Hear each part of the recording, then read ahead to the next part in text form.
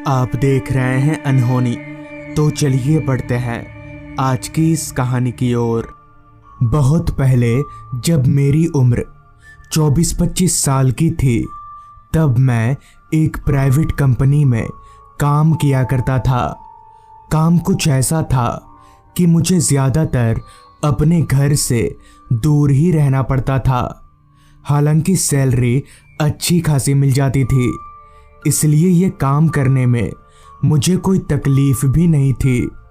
एक बार की बात है, काम के सिलसिले से मुझे एक बार गंगापुर जाना पड़ा। गंगापुर में मेरा काम 6 दिनों का था। रहने खाने का सारा इंतज़ाम कंपनी की तरफ से पहले ही कर दिया गया था, लिहाजा मैं फटाफट गंगापुर के लिए रवाना हो गया। ट्रेन, बस और ऑटो, इन 3 चीज़ों का सहारा लेकर मैं उस जगह पर पहुंचा जहां मेरे रहने का इंतज़ाम किया गया था। शाम की उस धुंधली रोशनी में वो 2 मंजिला इमारत किसी डाक बंगले की तरह लग रहा था। घर के आसपास ना तो कोई दूसरा घर था और ना ही कोई दुकान। कुल मिलाकर वो घर आबादी से काफ़ी दूर था। खैर, मैं उस घर के दरवाजे पर जाकर दरवाज़ा खटखटाने लगा। कुछ देर दरवाज़ा पीटने के बाद एक आदमी ने दरवाज़ा खोला। उनकी उम्र यहीं कोई 55 से 60 साल के आसपास की रही होगी। मैं समझ गया कि ये मनोहर काका हैं, जिनके बारे में मुझे बताया गया था, और शायद मनोहर काका ही इस घर की देखभाल करते हैं। तभी मैंने कहा, आप मनोहर काका है ना, इस घर के केयर टेकर? इस पर उन्होंने अपना सिर हाँ में हिलाया और मुझे अंदर आने को कहा, जिसके बाद मनोहर काका मेरा सामान उठाकर मुझे अपने कमरे में ले जाने लगे। मुझे अपने कमरे तक ले जाने के बाद मनोहर काका ने मुझसे कहा, आप थोड़ी देर आराम कर लीजिए, खाना बनते ही मैं आपको उठा दूंगा। और इतना कहकर मनोहर काका वहां से चले गए। जिसके बाद सबसे पहले तो मैंने कपड़े बदले और फिर एकाएक कमरे की खिड़कियों को खोल दिया। कमरे में एक खिड़की घर के आगे की तरफ थी और एक पीछे की तरफ। घर के पीछे की तरफ बहुत घना जंगल था, जो उस अंधेरे में बहुत डरावना दिख रहा था।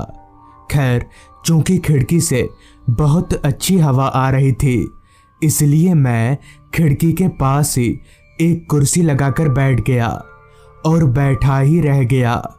तकरीबन रात के 9 बजे के आसपास मनोहर काका खाना लेकर मेरे कमरे में आए। मुझे उस खिड़की के पास बैठा देख मनोहर काका हड़बड़ाते हुए मेरे पास आए और मेरे सामने वाली खिड़की को बंद करते हुए कहा, साहब, अंधेरा हो जाने के बाद खिड़की हमेशा बंद ही रखिएगा, खोलिएगा मत। आइए, खाना खा लीजिए। मनोहर काका की ये बात मुझे अजीब तो लगी, मगर मैंने कुछ कहा नहीं, ये सोचकर कि शायद मच्छरों के डर से उन्होंने ऐसा कहा होगा। जिसके बाद मैंने खाना खाया और फिर बिना देरी किए बिस्तर में पड़ गया, क्योंकि कल से मेरा काम शुरू होने वाला था। उस दिन मैं इतना थक गया था कि बिस्तर पर पड़ते ही मैं कब सो गया कुछ याद नहीं। पता नहीं कितनी देर बाद, मगर जब मेरी नींद हल्की हुई तब मेरे कानों में एक आवाज़ आ रही थी। वो आवाज़ ऐसी थी जैसे कोई भारी भरकम चीज़ बार बार पानी में गिर रही हो। मैं एकदम से उठकर बैठ गया और उस आवाज़ को ध्यान से सुनने लगा। उस आवाज़ को थोड़ा और ध्यान लगाकर सुनने से पता चला कि वो आवाज़ घर के पीछे की तरफ से आ रही है, जबकि घर के पीछे तो सिर्फ जंगल था, और तो और कमरे की सारी खिड़कियां भी बंद थीं। फिर ये आवाज़ मेरे कानों तक पहुंच कैसे रही है, ये मेरे पल्ले नहीं पड़ रहा था। पहले तो मैंने सोचा एक बार बाहर निकल कर देखता हूँ, मगर फिर पता नहीं क्या सोचकर मैं वापस अपनी जगह पर लेट गया और आंख बंद करते ही सो गया। जिसके बाद फिर मैं सूरज उगने के बाद ही उठा और काम पर निकल गया। दिन भर भागा दौड़ी करने के बाद जब मैं शाम को वापस घर में आया तो सबसे पहले मैंने मनोहर काका को कल रात वाली सारी बात बता दी। मेरी सारी बात सुनकर मनोहर काका ने मुझसे कहा, साहब आप इन सब बातों पर ज़्यादा ध्यान मत दीजिए, बस अपने कमरे की खिड़की बंद करके सोइएगा और कुछ भी हो जाए रात को घर से बाहर मत निकलिएगा। मनोहर काका की ये बात मुझे समझ में तो नहीं आई, मगर मैं इतना ज़रूर समझ गया कि मनोहर काका मुझसे कुछ छिपाने की कोशिश कर रहे हैं। खैर कुछ ही देर में रात हो गई। रात का खाना पीना करके मैं फिर से बिस्तर पर लेट गया, मगर पता नहीं क्यों मुझे ज़रा भी नींद नहीं आ रही थी। बार बार मेरा दिमाग उस आवाज़ के बारे में ही सोच रहा था। सोचते सोचते मेरी कब आंख लग गई पता ही नहीं चला। फिर जब मेरी आंख खुली तो मेरे कानों में वही आवाज़ आ रही थी, जैसे कोई भारी भरकम चीज बार बार पानी में गिर रही हो। लेकिन इस बार मुझे करतूत सूझी। मैंने सोचा क्यों ना बाहर निकलकर देखा जाए कि आखिर ये आवाज़ आ कहाँ से रही है। ये सोचकर मैं अपने बिस्तर पर से उठा और अपने कमरे से निकलकर घर के मेन दरवाजे की तरफ जाने लगा। चलते समय मैं पैर दबाकर चल रहा था ताकि मेरी आवाज़ सुनकर मनोहर काका उठ ना जाएं। दबे कदमों से मैं घर से बाहर निकला और उस आवाज़ का पीछा करते हुए घर के पीछे की तरफ जाने लगा, जिधर घना जंगल था। मेरे कमरे की खिड़की से वो जंगल जितना डरावना दिख रहा था, असल में उससे भी ज़्यादा डरावना था। चारों तरफ सिर्फ अंधेरा और खामोशी ही नजर आ रही थी। वो आवाज़ लगातार मेरे कानों में आए जा रही थी। चलते चलते अब मैं अपने घर से काफ़ी दूर निकल आया था, लेकिन अभी तक ना तो मुझे उस आवाज़ का जरिया मिला था और ना ही कोई इंसान। समझ नहीं आ रहा था मैं उस आवाज़ का पीछा करके सही कर रहा हूँ या नहीं, और मनोहर काका ने मुझे ऐसा क्यों कहा था कि रात को घर से बाहर मत निकलना। ये सारे सवाल रह रहकर मेरे मन में उमड़ते जा रहे थे, मगर मैं काफ़ी निडर किस्म का आदमी था, जिस वजह से मैं बिना रुके चलता ही रहा। अभी मैं चल ही रहा था कि तभी मुझे ऐसा महसूस हुआ जैसे किसी ने मेरा पैर पकड़कर एकदम से खींच दिया हो, जिससे मैं औंधे मुंह ज़मीन पर जा गिरा। मुझे चोट भी लगी, मगर जैसे तैसे मैंने खुद को संभाला और पीछे मुड़कर देखा, मगर मेरे पीछे कोई नहीं था जिससे मेरा पैर पकड़कर खींचा हो। मुझे बहुत अजीब लगा कि जब मेरे पीछे कोई है ही नहीं तो मेरा पैर पकड़कर कौन खींचेगा, और अगर किसी ने पैर पकड़कर खींचा नहीं तो मैं गिरा कैसे, क्योंकि उस वक्त वहाँ ऐसी कोई चीज़ नहीं थी जिससे ठेस लगने के कारण मैं गिर जाऊं। खैर खुद को संभालते हुए मैं उठा और वापस से उस आवाज़ का पीछा करने लगा। कुछ दूर और चलने के बाद वो आवाज़ एकदम से बंद हो गई। मैंने अपनी नज़रें घुमाकर चारों तरफ देखा तो मुझे मेरी दाईं ओर घने झाड़ियों के पीछे कुएं जैसा कुछ दिखाई पड़ा। मुझे लगा शायद आवाज़ इसी कुएं में से आ रही होगी, लिहाजा मैं उस कुएं की तरफ बढ़ने लगा। घने झाड़ियों के अंदर से होकर मैं जैसे ही उस कुएं के नज़दीक पहुंचा तो मेरी हैरानगी की कोई सीमा ना रही, क्योंकि उस कुएं के ठीक सामने एक औरत खड़ी थी।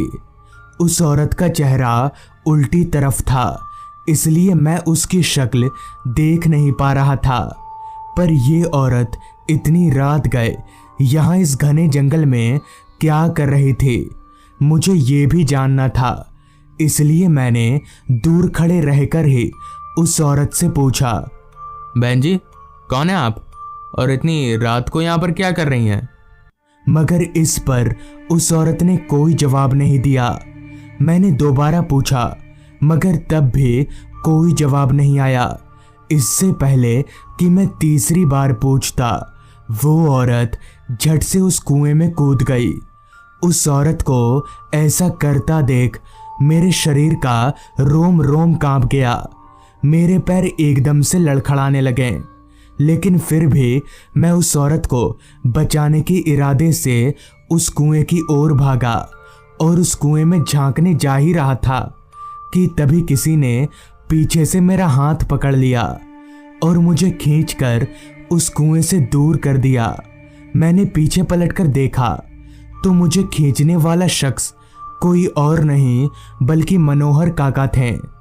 तो मैंने मनोहर काका से कहा, अरे काका छोड़िए मुझे, वो मर जाएगी। इस पर काका ने कहा, आप पहले मेरे साथ घर चलिए, कोई नहीं मरेगा। जिसके बाद मनोहर काका मुझे खींचकर वहां से घर ले आए और बोले, आपको समझाया था ना मैंने, बाहर मत निकलिएगा। तो मैंने कहा, पर काका वो औरत मर जाएगी। तो काका बोले, मर जाएगी? वो 4 साल पहले ही मर चुकी है। वो तो अच्छा हुआ मैं वक्त पर आ गया, वरना अगर आप उस कुएं में झांक लेते तो। आगे मनोहर काका ने बताया, आज से 4 साल पहले इस घर में एक औरत काम करती थी। बेचारी गूंगी थी।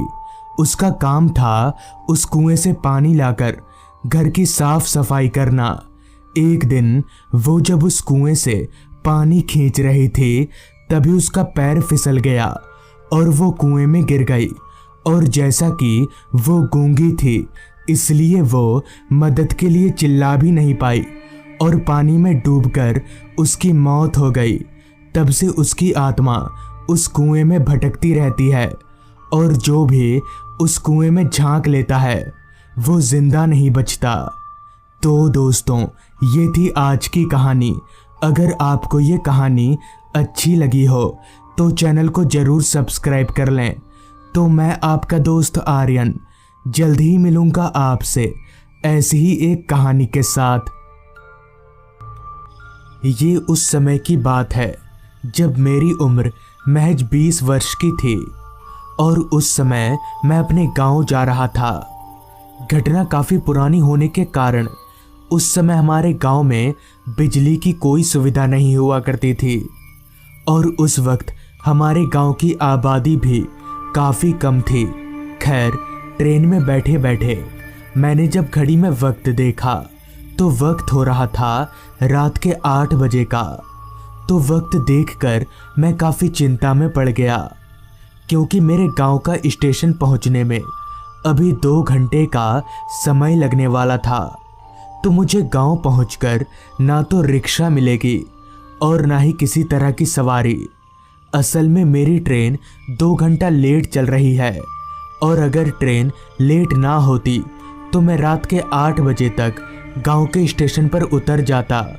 खैर, अब किया भी क्या जा सकता है। करीब 2 घंटे ट्रेन में और गुजारने के बाद ठीक रात के 10 बजे मैं अपने गांव के स्टेशन पर उतरा। तो स्टेशन पर मेरे अलावा बस इक्का दुक्का ही लोग दिखाई पड़ रहे थे, मगर गांव का स्टेशन होने के कारण स्टेशन पर चारों तरफ बस अंधेरा ही अंधेरा छाया हुआ था। गांव के स्टेशन से मेरा घर काफ़ी दूर था, तो मुझे अब वहां पैदल ही चलकर जाना पड़ेगा। अभी मैं चलकर स्टेशन से बाहर निकलने ही वाला था कि तभी मुझे एक बात याद पड़ी कि एक रास्ता रेल लाइन के बीच से होकर मेरे घर की तरफ जाता है और वो रास्ता शॉर्टकट भी है, जिस कारण मुझे ज़्यादा चलना भी नहीं पड़ेगा और मैं जल्दी घर पहुंच जाऊंगा। लिहाजा मैं स्टेशन से बाहर ना निकलकर रेल लाइन वाले रास्ते के सहारे आगे बढ़ने लगा। गांव का छोटा स्टेशन होने के कारण उस स्टेशन पर बस 2 ही पटरियां थी। रात काफ़ी हो जाने के कारण मुझे दूर दूर तक कोई भी दिखाई नहीं पड़ रहा था, जिस पर मैंने अपने मन ही मन में कहा, लगता है इधर से अब कोई आना जाना नहीं करता है, और ऐसी भी रात काफ़ी हो गई है, तो इतनी रात को हमारे गांव से कौन आना जाना करेगा। इतना बोलकर मैंने अपनी चलने की रफ्तार बढ़ा दी। चारों तरफ इतना सन्नाटा फैला हुआ था कि रेल के पटरियों पर बिछाए गए पत्थरों पर मेरे चलने की आवाज़ मुझे साफ सुनाई पड़ रही थी। चलते वक्त मैं बार बार अच्छी तरह से आगे पीछे देख रहा था कि कहीं ट्रेन तो नहीं आ रही। अभी मैं कुछ आगे बढ़ा ही था कि तभी पीछे से किसी ने चिल्लाकर कहा, रुकिए भाई साहब। उस आवाज़ को सुनकर मेरे चलते पैर एकदम से रुक गए और मैं मुड़कर पीछे देखा तो ठीक मेरे पीछे एक अधेड़ उम्र का आदमी खड़ा था। तो उस आदमी को अचानक अपने इतना करीब देखकर मैं एकदम से चौंक गया कि भला चलते वक्त तो मैं बार बार आगे पीछे देख रहा था, तब तो यहाँ कोई नहीं था, फिर ये आदमी अचानक आया तो आया कहाँ से। अभी मैं खड़े खड़े ये सोच ही रहा था कि तभी उस आदमी ने दोबारा कहा, भाई साहब, आप रात के वक्त इस रास्ते से क्यों जा रहे हैं? आपको पता नहीं है ये रास्ता रात के लिए ठीक नहीं है? मुझे ना तो इन सब बातों पर विश्वास था और ना ही मुझे इन सब बातों से कोई फर्क पड़ने वाला था, जिस पर मैंने उस आदमी से कहा, भाई साहब, मुझे डर वर नहीं लगता है, और आपको जब पता है तो आप इस रास्ते से क्यों जा रहे हैं? इस पर उस आदमी ने मुस्कुराकर मेरी बात को टालते हुए आगे बढ़ने लगा और मैं भी अपना वक्त जाया ना करके अपने पैरों को वापस से चलाने लगा। कुछ देर यूं ही चलने के बाद मैंने एक बात पर गौर किया कि पटरियों पर बिछे पत्थरों पर चलने की आवाज़ मेरी तो आ रही है मगर उस आदमी की नहीं। लेकिन ऐसा कैसे हो सकता है? वो आदमी तो मुझसे भी तेज चल रहा था। खैर, मैंने भी इस बात पर उतना ध्यान ना देकर आगे बढ़ता रहा। कुछ दूर आगे बढ़ने के बाद वो आदमी एकदम से रुक गया और मुझसे बोला, भाई साहब, मेरा घर आ गया, अब आप आगे संभल कर जाइएगा। तो मैं भी अपना सिर हाँ में हिलाकर आगे बढ़ने लगा। अभी मैं 2-3 कदम आगे बढ़ा ही था कि तभी पता नहीं मुझे क्या सूझा, जिस कारण मैं उस आदमी को देखने के लिए पीछे मुड़ा। तो मेरे पीछे मुड़ते ही मेरे होश उड़ गए और मेरा सर एकदम से घूम गया, क्योंकि जैसे ही मैंने पीछे मुड़कर उस आदमी को देखना चाहा मगर वहाँ कोई नहीं था। ऐसा कैसे हो सकता है? इतनी जल्दी वो आदमी गया तो गया कहाँ? अब मुझे लगने लगा था कि ज़रूर दाल में कुछ काला है और मैं वहाँ ना रुककर घर की तरफ भागने लगा। कुछ दूर भागने के बाद जब मैं उस जगह से काफ़ी दूर निकल आया तो भागते भागते काफ़ी थक जाने के कारण मैंने दौड़ना बंद कर दिया कि तभी मुझे दोबारा से एक आवाज़ आई, बचाओ बचाओ। उस आवाज़ को सुनकर मैंने अपनी निगाहें उस आवाज़ की ओर घुमाई तो मैंने देखा कि एक आदमी मेरे आगे पटरियों पर गिरा हुआ है और वही आदमी बचाओ बचाओ चिल्ला रहा है। तो मैं चलकर उस आदमी के पास गया तो वो आदमी चिल्लाने के साथ ही साथ दर्द से करहा भी रहा था। उस आदमी को इस तरह पटरियों पर गिरा हुआ देख मैंने उस आदमी से कहा, क्या हुआ आपको? इस पर उस आदमी ने जवाब दिया, भाई साहब, वो मैं पत्थर से टकराकर गिर गया था। इतना बोलकर उस आदमी ने अपना हाथ मेरी ओर बढ़ाया और मुझसे कहा, भाई साहब, जरा मदद करेंगे, मुझे उठा दीजिए ना। तो मैंने भी उसका हाथ पकड़ा और खींचकर जैसे ही उठाना चाहा तो एकदम से मेरा पूरा शरीर कांपने लगा और मेरा चेहरा पसीने से लथपथ हो गया। दरअसल मैंने जैसे ही उस आदमी को खींचा तो उसका सारा शरीर टुकड़ों में बट गया और उसका पूरा चेहरा एकदम से बदलने लगा और देखते ही देखते वो एक भूत में तब्दील हो गया। उस भूत को देखकर ही मैं समझ गया कि ये ट्रेन से कटकर मरा है। तो मैंने झट से उसका हाथ छोड़ा और वहाँ से भागने लगा। भागते वक्त जब मैंने अपनी निगाहें पीछे घुमाई तो मैंने देखा कि उस भूत का कटा हुए दोनों पैर मेरे पीछे पीछे दौड़ रहे हैं। उस दृश्य को देखकर मैं और भी ज्यादा डर गया और अपने कदमों को और भी तेजी से भगाने लगा। मैं अपने जहन में बस यही सोचकर भाग रहा था कि मेरी मौत मेरा पीछा कर रही है। भागते भागते अचानक किसी ने एकदम से मेरा पैर पकड़ लिया, जिस कारण मैं जमीन पर औंधे मुँह जा गिरा। काफी जोर से गिरने के कारण मेरे सर पर काफी चोट आई। किसी तरह से जब मैंने अपनी निगाहें अपने पैरों की ओर घुमाई तो मेरा सारा शरीर एकदम से सुन्न पड़ गया, क्योंकि मेरे पैरों को किसी और ने नहीं बल्कि उसी भूत के कटे हुए हाथों ने पकड़ा था।